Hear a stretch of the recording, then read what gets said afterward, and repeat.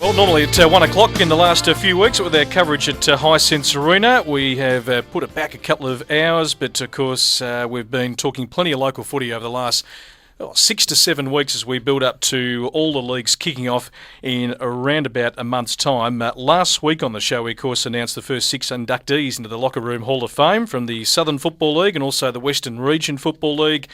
We caught up with Ben Murphy and Brett Jacobs, who are going to be coaching the sides March 29. That's one for the local footy fans to put in your diary at Visy Park. All the metropolitan leagues going up against each other.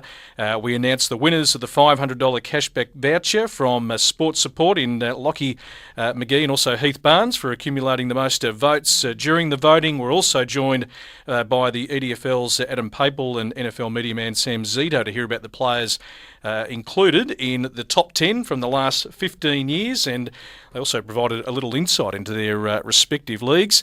Coming up on the show today, we're going to continue with the upcoming Metro Championships. We're going to have a catch-up with Dennis Bicer, who's coach of the Eston District Footy League, also the media manager of the Western Bulldogs, and also a man with St Kilda fans and all AFL fans will be very familiar with, the former Saints spearhead Jason Heatley, on their league's chances on March 29 and how their players have taken to the concept. Great to have Ben Charles, my co-host, in from sportsupport.com.au. Good to see you, Benny. Yeah, great to be here, Brett. And just on those $500 vouchers, we haven't yet heard from Spotswood or from St Paul. So if someone wants to get in contact with us, jump on the website and put your details down. Okay, because they're valid right through March, April, so I need to make the most of those. They are, yeah. They'll run out at the end of April. So now, it's one thing I'm going to do on Tuesday, running a local footy club, is start to get organised for round one, because Sports Support has got, who brings us the show every week here, has got so many different things that you offer, but food, that is essential, particularly when you've got a home game, and most leagues I think are kicking off sort of that last weekend in March or certainly that first weekend in April. Yeah, definitely. And I mean, that's why those $500 vouchers could come in so important. You know, the food ordering service that we've got is one area that clubs really benefit from being a partner with Sports Support. And for anyone who's been a footy club administrator, they'll know the painstaking task of filling the canteen on a weekly basis. It's a huge task. It's a messy process to collate all the receipts at the end of the year and all of that stuff. So we developed a food buying group in conjunction with Campbell's Cash and Carry about 4 years ago, and it's quickly grown into a business that services about 250 clubs. Yeah, it's a no-brainer. I can tell you it's just convenient if you're a club out there, because you can get everything delivered, order online, deliver, pay an invoice in 7 days, and gee, I reckon once people actually go online and actually scan through all the products, they'll like the pricing. Yeah, no, you're right. Look, our buying power affords us the I suppose the flexibility of having some really, really sharp prices on there, and we often find that sometimes our prices are actually better than what Campbell's have got on the shelf, and they use us as a bit of a sports buying I suppose a power group, if you like, and we then obviously pass that on to all the clubs. Okay, so obviously people just need to log on, sportsupport.com.au. Do check it out if you're looking at different suppliers and you're looking to lock in something for 2014. Any form of credit checks on clubs who join? No, there's not. There's just a registration page there. It takes about 45 seconds to fill in, just some basic details of where we deliver to, the contact phone numbers and all that sort of stuff. You just fill it in once, and we then have a rolling invoice payment structure. So invoice just needs to be paid prior to our next delivery. So you get a little bit of time up your sleeve to pay it as well. And it's everything, Ben. It's everything to do with food. There's not, I think, if people went through it, there's not one thing left out from the food itself to what the food's going to be put in. Yeah, no, it is. It's hot dogs, chips, dim sims, coffee cups, and the stirrers that go into coffee cups. As the whole range is about 500 odd products, and we deliver them all. All right, all at your front door. So no brainer. Sportsupport.com.au. Now, Benny, the Locker Room Facebook page, it's ramped up again. It's a lot of activity in the last 6 or 7 weeks. Last week, as I mentioned, we featured the WRFL and the SFL.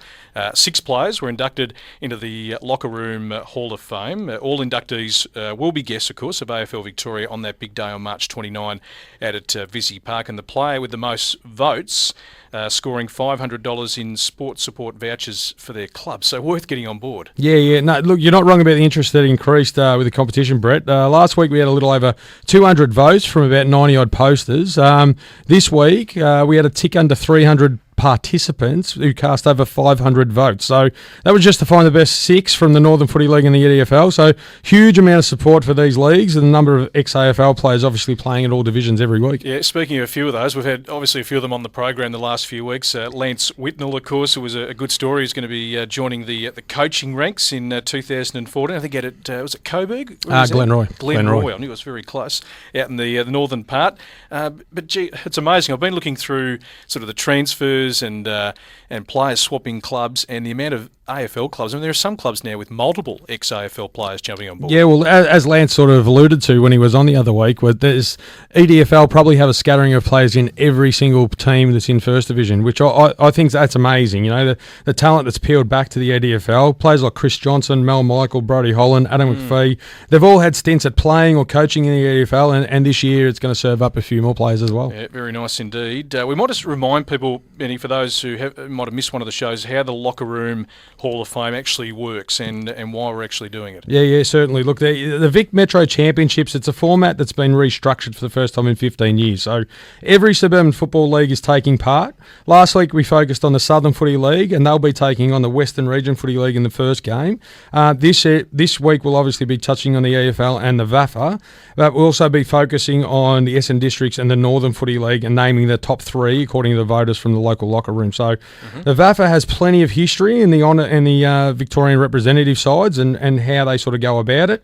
We wanted to give the guys at suburban leagues just that may have missed out on a bit of rep footy just a chance to become an unofficial Hall of Famer and just become part of the local locker room scene. Okay, so voting simply occurs by heading to sportsupport.com.au. You just click on the Facebook link. You can vote for your top 3 in the comments section, and then we're going to compile the 18 Locker Room Hall of Fame members from right across metropolitan footy. The winners are going to be announced the following week. The top 3 will be guests of AFL Victoria at the Metro Champs. That's March 29 at Visy Park.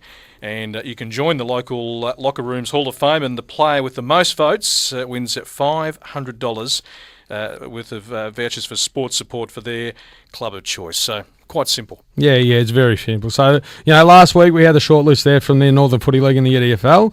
So later on in the show, we'll be announcing the next 6 inductees that will go into the local Locker Room Hall of Fame. But before we do that, we're joined by one of the coaches of the clash of the EDFL and the Northern Footy League. We have first with us Dennis Bicer, the coach of the Essendon Districts Footy League. Thanks for joining us, Dennis.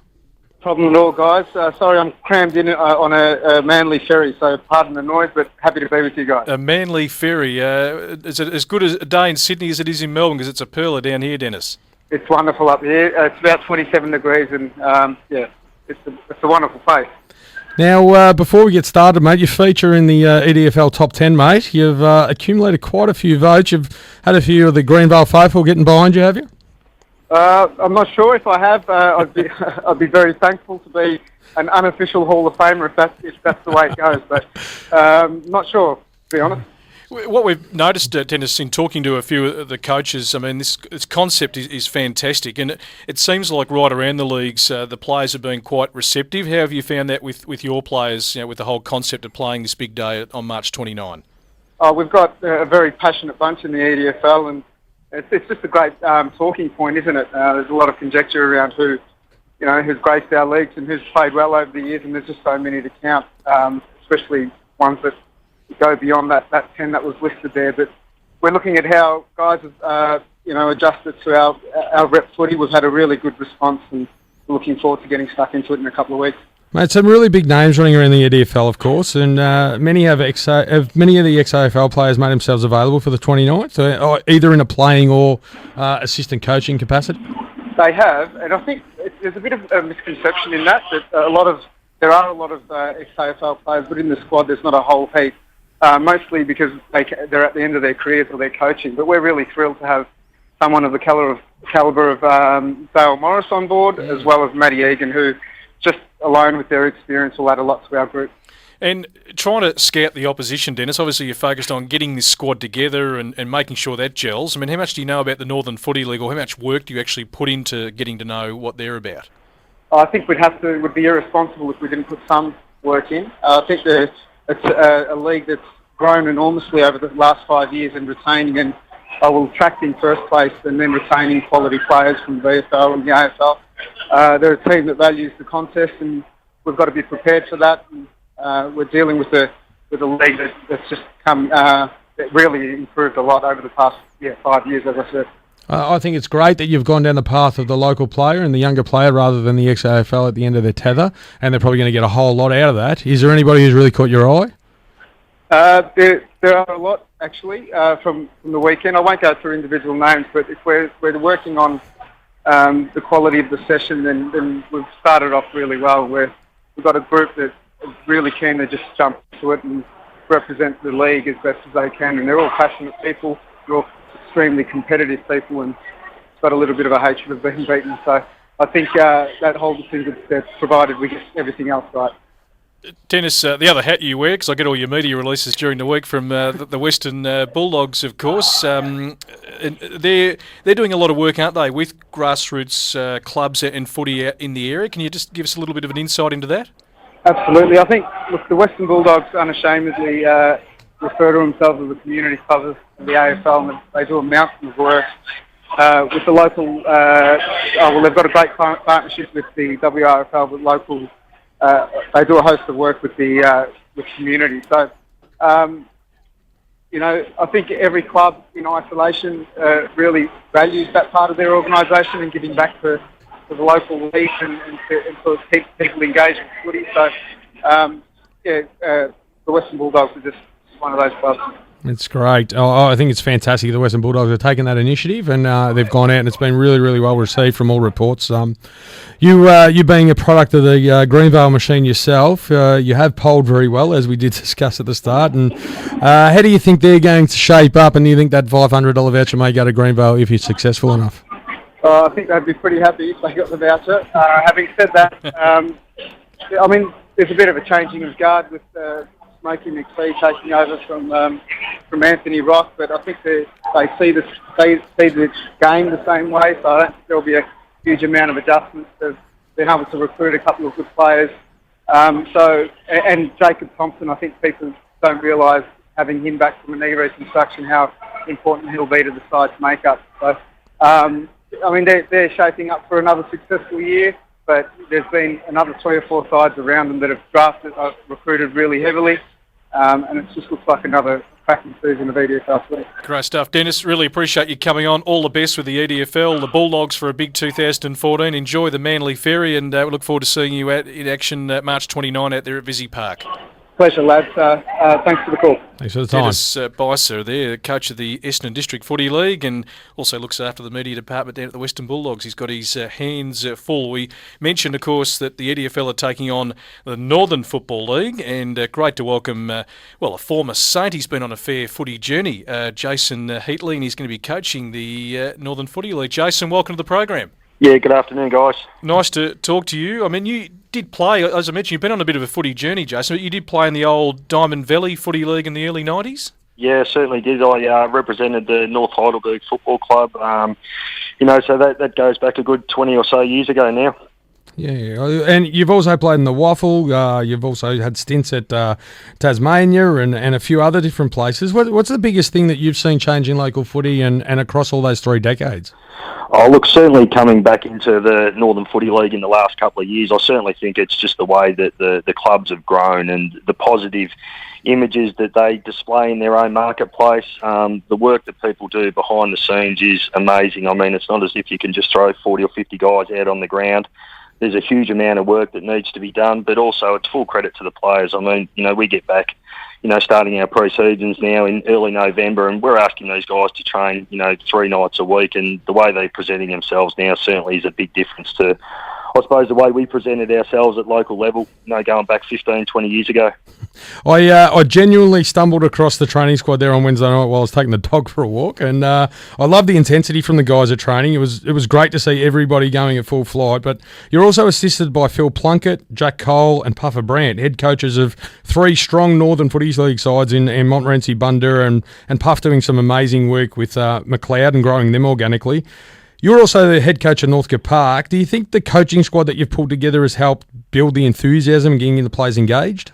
Look, there's no doubt it has. I mean, one thing I want to put on record here is we've got some fantastic coaches, right across the Northern Footy League, and hopefully in the journey of time, all those guys get some opportunity to be involved with the rep side. But, to have 3 quality assistants like that really makes sure that we've got, all our players in the competition covered, and it obviously is extremely important, to have the big clubs involved. But one thing I've got to give real credit to is the actual players themselves. I mean, they've been screaming for rep footy for the last couple of years, and, the way that they've grasped and really want to be involved has just made my job so much easier. Yeah, and it's a pretty good carrot, isn't it, Jason? I mean, obviously, particularly the Division 1 clubs of the NFL, they set very high standards, they play a big level of footy, but to go that step further and actually represent your league, I mean, that is, that's quite a decent carrot to put in front of the players, and I imagine they haven't needed a lot of enticing to be involved.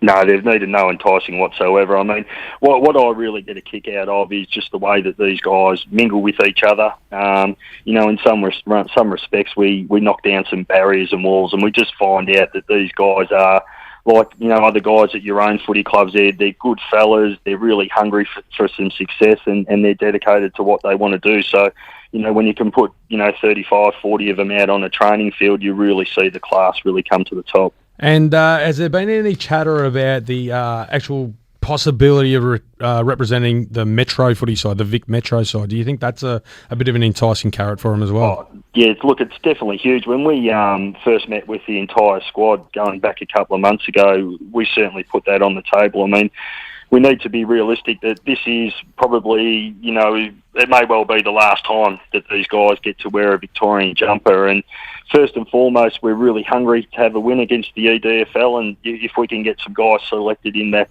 Vic Metro squad, well, look, that'll be a real feather in their cap. And look, just for the listeners, mate, is there any names that they should be looking out for at Visy Park on the 29th of March?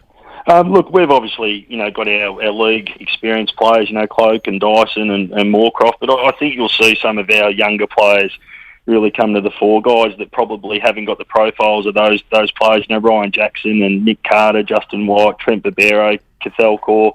I mean, I could name probably 25, 30 of them right now, and it probably wouldn't be that fair, but we really expect an even contribution from all of our players on game day. And you're obviously the coach of Northcote Park, mate. Hal Hunter was a bloke that was mentioned early in our shows. How are you shaping up, and touted as flag favourites, mate? Oh, I wouldn't go that far. Look, Hal's been a terrific addition to our footy club, coming back from an AFL system. I mean, he's a young, experienced leader already at our footy club, and, he's been leading all the running drills, and he's extremely vocal. We expect him to have a big year. But, look, our expectations as a footy club are, we finished third last year, so we realise that we've got, some work to do. And, every year you have a turnover of players, but we think we've recruited really well and covered some deficiencies that we had. So, we're expecting a really consistent year. Great stuff, Jason. Really appreciate you coming on. Can't wait for the NFL, EDFL going head-to-head on March 29 at Visy Park. All the best for that and for your coaching journey in 2014. Yeah, awesome, guys. Thank you so much for your support. Jason Heatley, the former St Kilda spearhead who had a really good year. Was it under Stan Earls, I reckon, back in the late 90s? Might have been 97. I think he might have kicked 70 or 80 goals in the season. They made a prelim, the Saints. Saints. No, I think he might have played in the flag. I think he might have played in the grand final. They did too. Yeah, they played in the grand final against Adelaide that year. The Crows. You're not one that Jamie Shanahan wants to probably remember, but Darren Jarman certainly does. That's going to be a big clash as we head to the break. EDFL, NFL. That's a quality game. It's massive, and I know a lot of the EDFL supporters really see their competition being the premier competition in Victoria. Yep. They lose this game, they go down a division. Northern could go up. So it could be a big decider, and there could be a whole lot of talking points and a whole lot of things where those players can actually have some talking points about how their club's better. Absolutely. We'll take a break on the local locker room. Coming up next, we're going to go inside the EFL and the MOs, the VAFA, and look at their big top 10 as they look to go head-to-head. It's 29-4. This is the local locker room, thanks to sportsupport.com.au. Morning Glory with Andrew Marr and Andrew Gaze. It's been an absolutely massive week on Morning Glory. We've never heard anyone refer to Steve Johnson as Dogger before, and he joins us on the show. Good morning to you, Stephen. Good morning, boys. Well, just a tight studio with you, Andrew Gaze and Gaze's head. A lot of room. That's not easy. James Brayshaw is the chairman of the North Melbourne Football Club. Hello, boys. Garrett is a guy who puts the K in knob.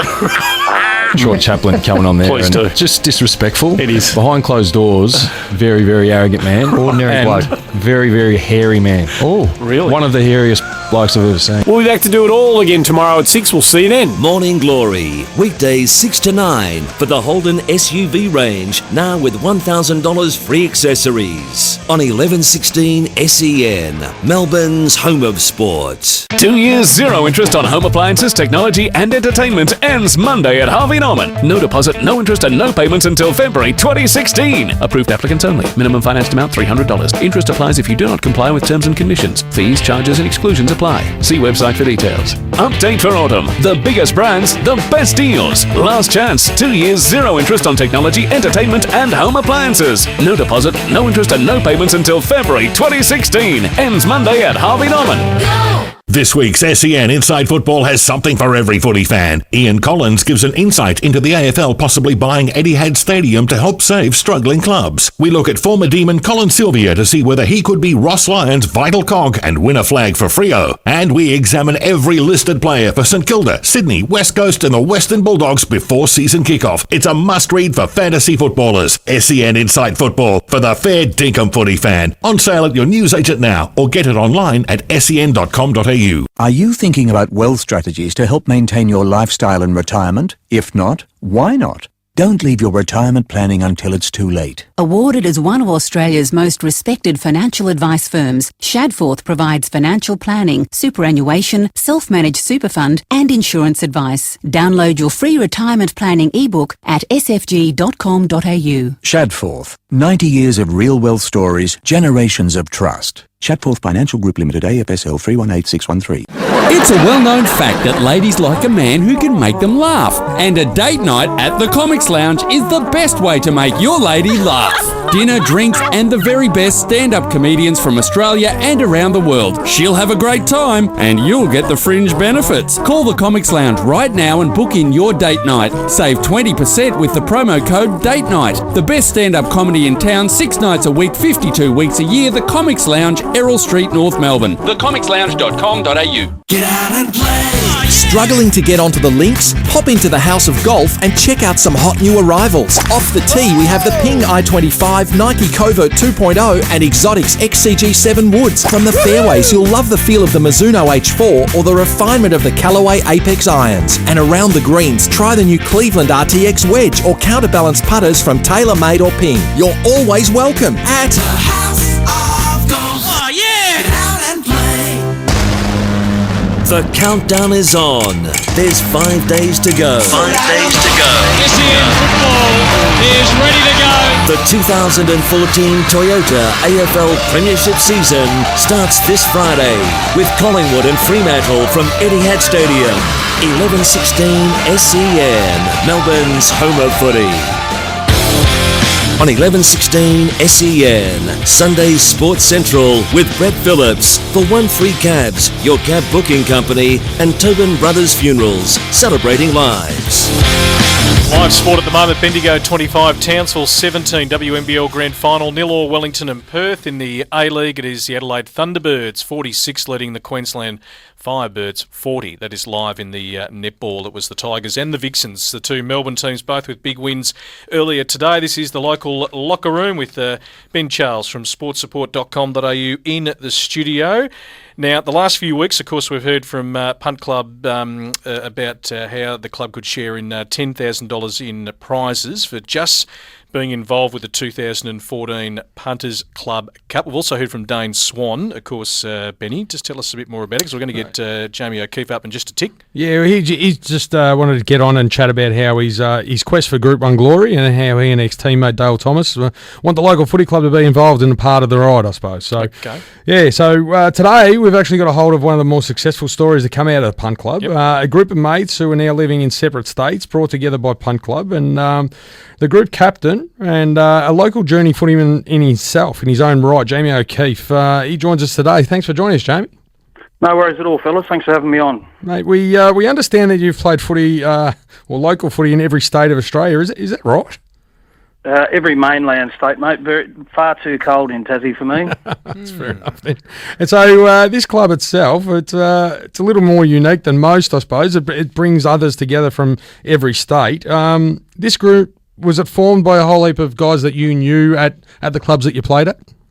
Yeah, well, it's probably I'm the common link amongst them. And as I said, I played with a couple of clubs in New South Wales, played in Vic and WA while I was in the Navy, and played Amos in South Australia. And you blokes will be happy to hear I played against the Vics once at Elstonwick Park, and we copped an absolute flogging. Played at Coolangatta and Cooperoo up in Queensland, and played with St Mary's and the Banks Bulldogs in Darwin. And so we've got 16 in our club. 10 of the boys are in Darwin, 3 in Melbourne, 2 in Adelaide, and I'm in Sydney currently. Yeah, so you guys just sort of chip in a weekly amount, and then what happens throughout the year? How does it all work? We have 16 of us putting in $25 a week, so we bet half and bank half. So every week we're banking $200 win, lose or draw on the punt. And we set our club up just to back on horses on a Saturdays. We didn't want blokes wasting $200 on the Commonwealth Games swimming as happened initially. So we straightened it up, and we go to the Cox Plate every year. Geez, that's great stuff. I mean, this is a no-brainer really for footy clubs, Jamie, isn't it? The hardest bit of running a footy club is to form different, ways of, generating income and fundraising. I mean, this seems to me one that certainly can work without it being, too risky, if you like. Oh, look, it's not, and the best thing about it is you don't have to chase blokes for money. It's all done. It's all done online. It's all handled through the club, through Punt Club, the website itself, which is fantastic. And for us, there's only one of the boys that's still playing footy. And, as you get older and you stop playing, you want to keep in touch with the boys, or you want to have a link back to your old footy club. And we sort of worked out that, it was, apart from the odd hatch match or dispatch, you didn't catch up that often. So, we wanted to have a yearly catch-up, which didn't involve one of us in a pine box. Yeah, fair enough too. How long's this been running for, mate? It seems like it's pretty successful. Mate, look, we're into our 4th year, and you're $25 a week for us, for our club, and we've had, we've got some absolute mug punters, so a couple of guys that go all right, but that got us, the 10 boys from Darwin, myself from Sydney and the guys from Adelaide, all flown into Melbourne, 2 nights accommodation, tickets to the Cox Plate, and we go reserve grandstand seating. And last year we had about $8,000 to punt with. It was left over after everything was paid for, and we walked out with 10.5, I think. So went to a pub for dinner and split it and gave everyone $500 each back at the end of the night. So it was a very successful year. It's not bad. Beautiful stuff. For details, of course, on the 2014 Punters Club, you can just head to www.sportsupport.com.au. Click on the Punter Cup tile. That'll take you through to all the information that you need. Jamie, it sounds successful. I reckon a few clubs will log on there, and good to hear that's all going well. Fantastic, fellas. Thanks for having me. And look, you're mad if you don't. It's a great website, and it's a great thing, great way to stay in touch with your mates. Good on you. Jamie O'Keefe there from Punt Club joining us here on the local locker room. Now, Benny, the nominees for the local locker room Hall of Fame from the VAFA and the Eastern Footy League. We've had an amazing response over the last week. We have, mate. And look, last week we had a little over 200 votes.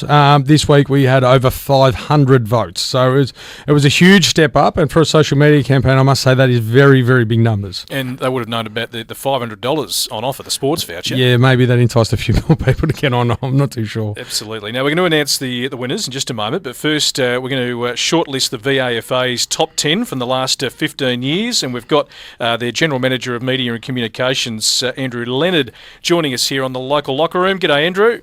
G'day, Brett. G'day, Ben. How are you? I'm very well. Nice to talk to you. Now, let's run through this list, Andrew, of the best of the MOs. Rightio. More esteemed judges than I contributed to this list, so hopefully people aren't pointing fingers if anyone misses out. But starting in no particular order, Danny Byrne from St Bernard's made the list. He was a dominant performer and had the ability to win the ball wherever he was on the ground. So an A-grade premiership player. He won the Jock Nelson Medal, which is like the Norm Smith in that grand final win in 2002. Was also the club best and fairest and a multiple Big V state representative. Number 2, or not in, as I said, not in order, we also have Tim Ockleshaw, gun midfielder of the time across 2 decades, really, and in 2 periods, because he had a 3-year break overseas. Played in 7 A-grade premierships, 95, 6, 7, 8, and then 2003, 2005, and 2007. Won the Jock Nelson Medal in 03, club best and fairest in 03 and 06.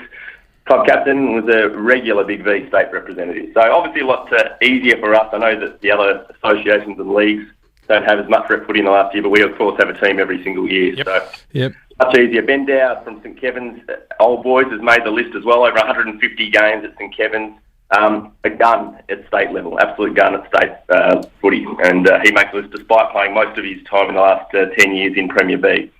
Andrew Ramsden from Old Trinity, who's just one of the VAFA legends, over 300 amateur games. He's a ruckman that became a forward and has won section best in competition, best and fairest in both Premier B and in A grade or Premier competition. And of course, was state captain from 2002 to 2004 and multiple state games of football. Cam Howard from Old Carey makes the list. For the last 5 years, has just been one of the premier running midfielders in the competition, just an elite player and has always been a star at state level. He's 5-time state representative, but also a state captain against the EFL in 2012 when we last played them. Brett Voss from Old Haileybury, the former Saint, had an immediate impact on the VAFA and Old Haileybury and was, for a time there, even though they were playing in Premier B, could be argued he was the best player in the competition. He was a state captain in 2009 and a multiple state representative, and he's also coaching our second senior side, our Premier B to Division 4 representative side that'll play against the country in July this year.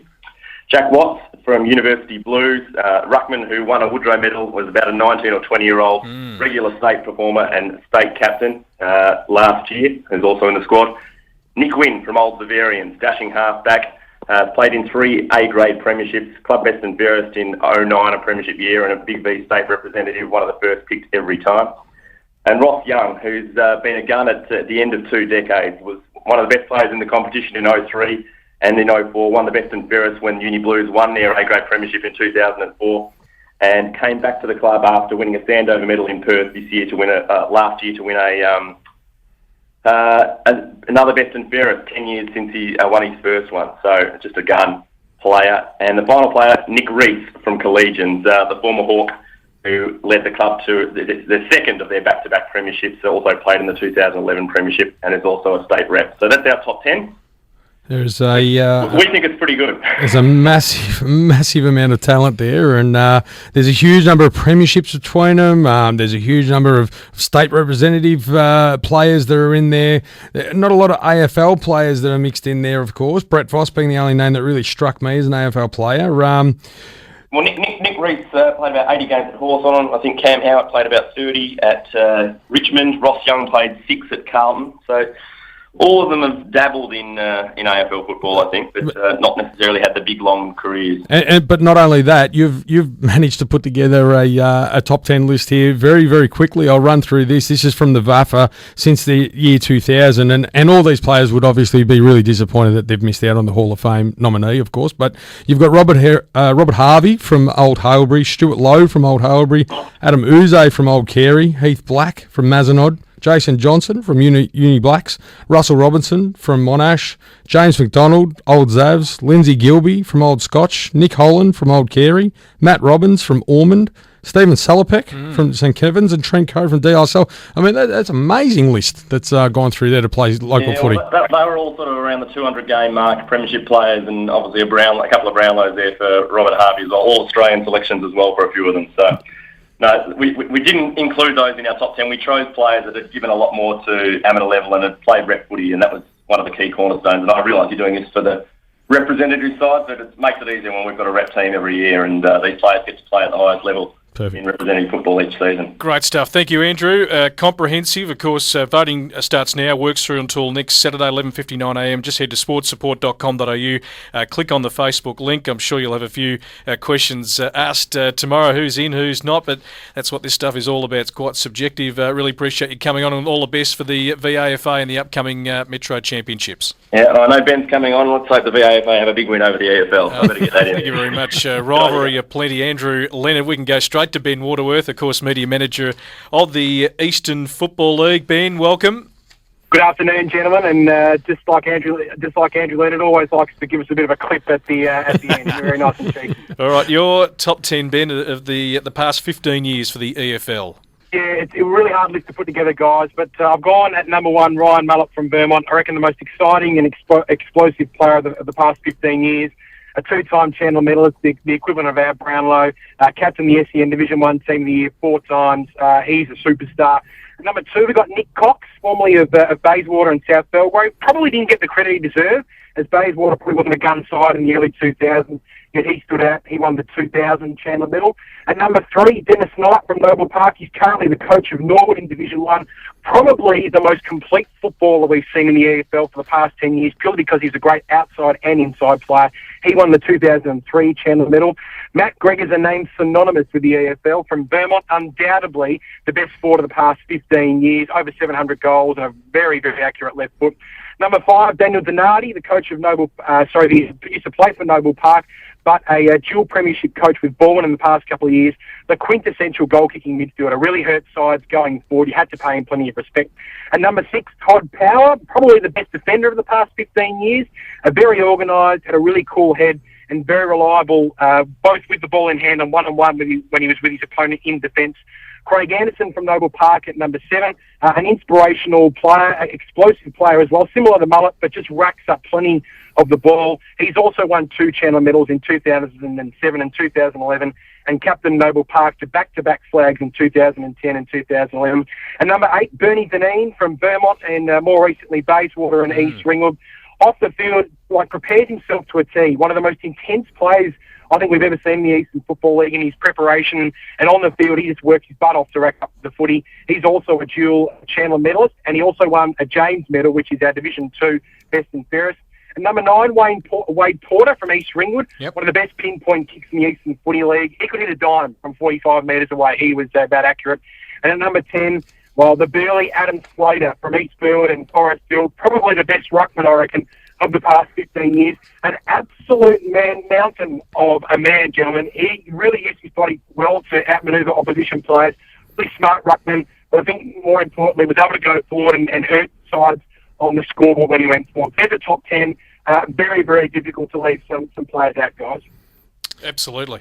Quite a few players there have been mentioned from Vermont and Noble Park. Obviously, these two clubs, along with Baldwin, have been really dominant in finals of the last decade. Do you see any sides breaking up that upper echelon this year in 2014? Yeah, I mentioned Dennis Knight's Norwood just previously. I reckon Norwood are a sneaky chance. They picked up a couple of good recruits over the pre-season. They picked up Jordan Gisbert straight off an AFL list, and Matthew Baton, of course, former player at Melbourne.